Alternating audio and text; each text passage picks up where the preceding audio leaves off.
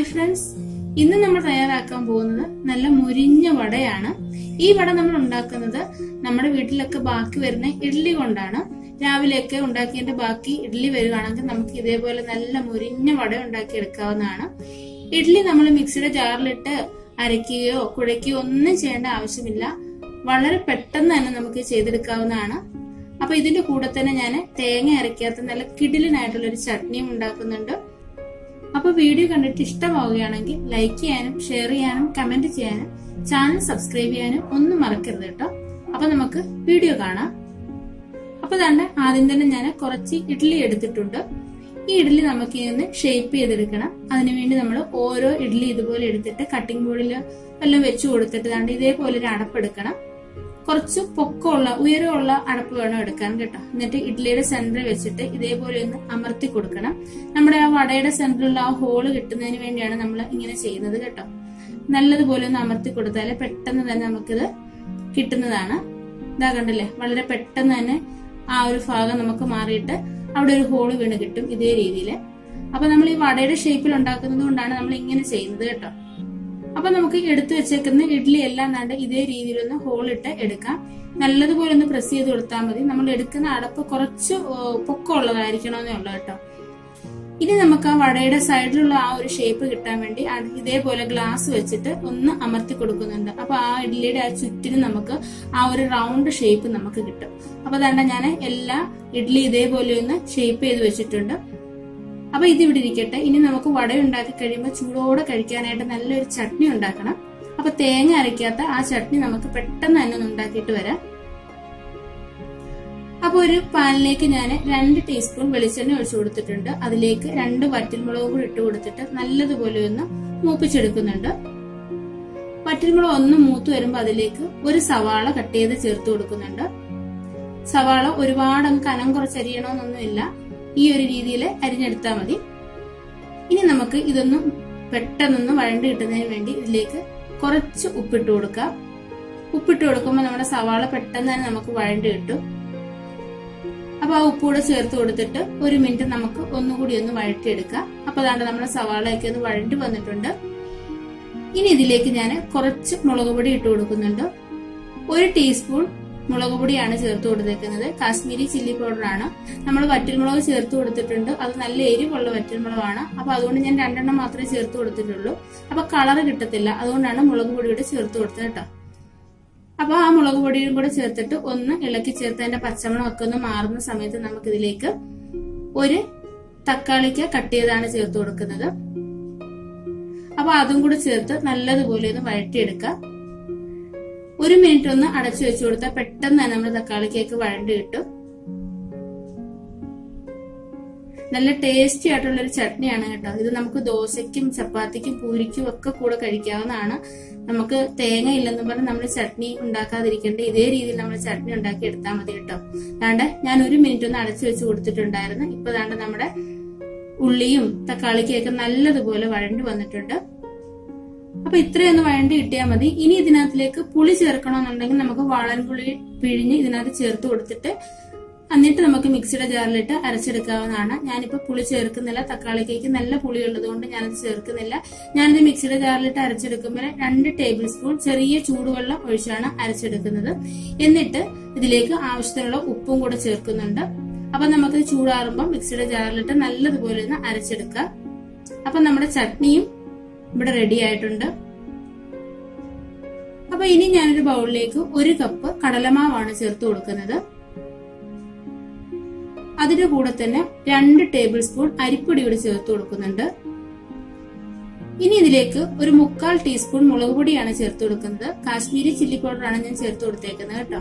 അപ്പൊ ഇനി ഇതെല്ലാം കൂടി നല്ലതുപോലെ ഒന്ന് മിക്സ് ചെയ്തെടുക്കണം. നമ്മുടെ മുളക് പൊടിയും അരിപ്പൊടിയും ഈ കടലമാവും എല്ലാം കൂടെ മിക്സ് ആവുന്ന രീതിയിൽ ഒന്ന് മിക്സ് ചെയ്തെടുത്തിട്ട് നമുക്ക് ഇതിലേക്ക് കുറേശ്ശെ വെള്ളം ഒഴിച്ചു കൊടുത്തിട്ട് നല്ലതുപോലെ ഒന്ന് ഇളക്കി ചേർത്ത് നല്ല തിക്ക് ബാറ്ററാക്കി ഇതെടുക്കണം.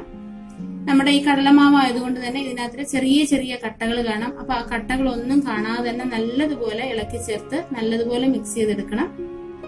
നമ്മുടെ ബാറ്റർ എന്ന് പറയുന്നത് ഒരുപാട് ലൂസ് ആവാൻ പാടില്ല. നല്ല തിക്കായിട്ട് വേണം നമുക്ക് ബാറ്റർ കിട്ടാനായിട്ട്.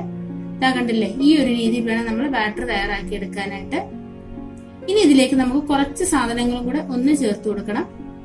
ഒരു ചെറിയ സവാള വളരെ ചെറുതായിട്ട് കട്ട് ചെയ്തതാണ്. അപ്പൊ അതൊന്ന് ചേർത്ത് കൊടുക്കുന്നുണ്ട്. അതിന്റെ കൂടെ തന്നെ നമുക്ക് 2 പച്ചമുളക് കൂടി ചേർത്ത് കൊടുക്കാം. അതും ചെറുതായിട്ട് കട്ട് ചെയ്തതാണ്.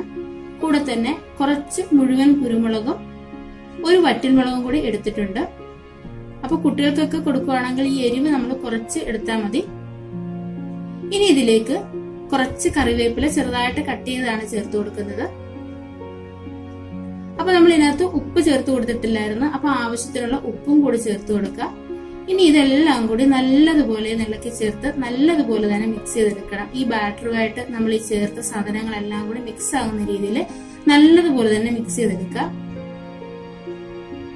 അപ്പൊ ഇതിനകത്തേക്ക് നമുക്ക് ലാസ്റ്റ് ചേർക്കാനുള്ളത് ഇനി കുറച്ച് ബേക്കിംഗ് സോഡയാണ്. ഒരു 2 പിഞ്ച് ബേക്കിംഗ് സോഡ ഞാൻ ചേർത്ത് കൊടുക്കുന്നുണ്ട്. ബേക്കിംഗ് സോഡ നമ്മൾ ലാസ്റ്റ് ചേർത്ത് കൊടുത്താൽ മതി. ബേക്കിംഗ് സോഡ ചേർത്ത് കഴിഞ്ഞ് നമ്മുടെ ബാറ്റർ നല്ലതുപോലെ തന്നെ മിക്സ് ചെയ്തെടുക്കണം. കാരണം നമ്മുടെ ഈ ബേക്കിംഗ് സോഡ എങ്ങും കട്ട പിടിച്ചിരിക്കരുത്. അതുകൊണ്ട് നല്ലതുപോലെ തന്നെ മിക്സ് ചെയ്തെടുക്കണം കേട്ടോ. ഇനി നമ്മുടെ മാവ് റെസ്റ്റ് ചെയ്യാനൊന്നും വെക്കേണ്ട ആവശ്യമില്ല. നമുക്ക് പെട്ടെന്ന് തന്നെ വട ഉണ്ടാക്കാവുന്നതാണ്. അപ്പൊ അതാണ് നമുക്ക് ഫ്രൈ ചെയ്യാൻ ആവശ്യമായിട്ടുള്ള എണ്ണ ഇവിടെ ചൂടാക്കിയിട്ടുണ്ട്. നമുക്കിതിന് ഒരുപാട് എണ്ണയുടെ ആവശ്യമൊന്നുമില്ല. വളരെ കുറച്ച് എണ്ണ മാത്രം മതി. ഇനി നമ്മളുടെ ബാറ്റർ എടുത്തിട്ട് നമ്മൾ തയ്യാറാക്കി വെച്ചേക്കുന്ന ഇഡ്ഡലി ഓരോന്നായിട്ട് ഇതേപോലെ ബാറ്ററിലേക്ക് നല്ലതുപോലെ ഇട്ട് കൊടുത്തിട്ട് എണ്ണയിലേക്ക് ഇട്ട് കൊടുത്ത് നമുക്ക് ഫ്രൈ ചെയ്യാം. നമ്മൾ നേരത്തെ പറഞ്ഞായിരുന്നല്ലോ, നമ്മുടെ ബാറ്റർ എന്ന് പറയുന്നത് ഒരുപാട് ലൂസ് ആകാൻ പാടില്ല. ഒരുപാട് ലൂസ് ആയി കഴിഞ്ഞാൽ നമ്മുടെ ഇഡ്ഡലിയില് ബാറ്റർ പിടിക്കില്ല. അപ്പം ഇഡ്ഡലിയിലേക്ക് എണ്ണ പിടിക്കും. അതുകൊണ്ട് ബാറ്റർ നല്ല തിക്കായിരിക്കണം. നല്ല ഇഡ്ഡലിയെ നല്ല കവർ ചെയ്തിരിക്കുന്ന രീതിയിൽ നല്ല തിക്കായിരിക്കണം നമ്മുടെ ബാറ്റർ. ആ ഒരു കാര്യം മാത്രം ശ്രദ്ധിച്ചാൽ മതി. പിന്നെ നമ്മളിത് എണ്ണയിലേക്ക് ഇട്ട് കൊടുക്കുമ്പം എണ്ണ നല്ലതുപോലെ ചൂടായ ശേഷം തീ കുറച്ച് വെച്ച് വേണം നമ്മളിത് ഇട്ട് കൊടുക്കാന്. നമ്മളിത് എണ്ണയിലേക്ക് ഇട്ട് കൊടുത്തതിന് ശേഷം പെട്ടെന്ന് തന്നെ സ്പൂൺ വെച്ചൊന്ന് ഇളക്കി ഒന്നും ചെയ്ത് 1 മിനിറ്റ് നമ്മളൊന്ന് വെയിറ്റ് ചെയ്യണം. അപ്പൊ 1 മിനിറ്റ് ഒന്ന് വെയിറ്റ് ചെയ്യുമ്പോൾ തന്നെ നല്ലതുപോലെ ഇരുന്ന് ഫ്രൈ ആയിട്ട് വന്നിട്ട് ഒരു വശം ഒന്ന് നല്ലതുപോലെ വിട്ട് വരും. ആ വിട്ട് വരുന്ന സമയത്ത് ഇതേപോലെ ഒന്ന് തിരിച്ചിട്ട് കൊടുത്താൽ മതി. ഇതാ കണ്ടല്ലേ, നമ്മുടെ ഉഴുന്നുവടയുടെ ടേസ്റ്റ് തന്നെയാണ്. കാരണം നമ്മള് ഇഡ്ഡലിക്കകത്ത് ഉഴുന്നൊക്കെ ചേർക്കുന്നില്ലേ, അതുകൊണ്ട് അതേ ടേസ്റ്റ് തന്നെയാണ്.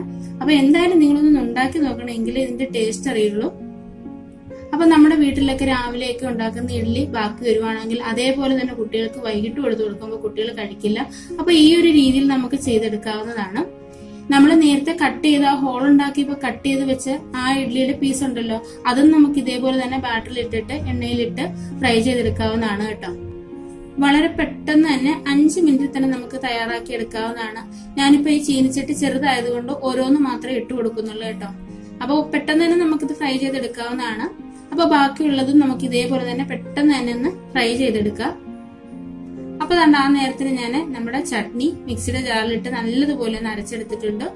ഉപ്പും അതേപോലെ 2 ടേബിൾ സ്പൂൺ ചെറിയ ചൂടുവെള്ളവും ചേർത്താണ് അരച്ചേക്കുന്നത്. ഈ ചട്നി ഒരുപാട് ലൂസ് ആവരുതാണ്ട് ഇതേപോലെ നല്ല കുറുകുറാ നല്ല തിക്കായിട്ട് തന്നെ ഇരിക്കണം. ഇത് തേങ്ങ അരച്ച ചട്നിയുടെ കൂട്ട് തന്നെ ഇരിക്കും. നല്ല ടേസ്റ്റ് ആണ് കേട്ടോ. അപ്പൊ നമ്മുടെ ബാക്കി വന്ന ഇഡ്ഡലി കൊണ്ടുള്ള വടയും ചട്നിയും ഇവിടെ റെഡി ആയിട്ടുണ്ട്. നല്ല ക്രിസ്പി ആയിട്ടാണ് നമ്മുടെ വട ഇരിക്കുന്നത്. നല്ല ടേസ്റ്റും ആണ് കേട്ടോ. എല്ലാവർക്കും ഇത് ഇഷ്ടപ്പെടും.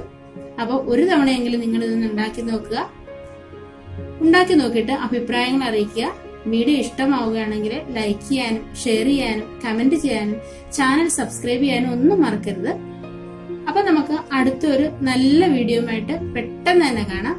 അതുവരേക്കും ബൈ. Thank you.